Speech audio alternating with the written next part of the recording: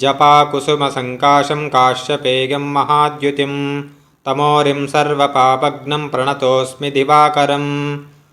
दधिशङ्कतुषाराभां क्षीरोदार्णवसम्भवं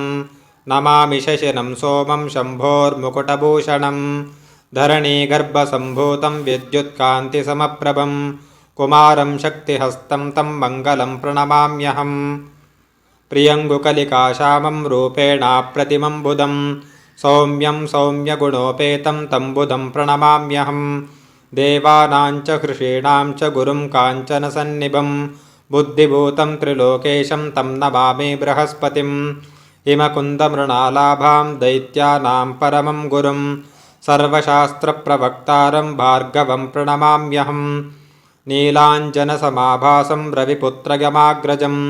छायामार्ताण्डसम्भूतं तं नमामि शनैश्चरम्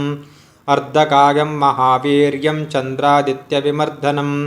सिंहिकागर्भसम्भूतं तं राहुं प्रणमाम्यहं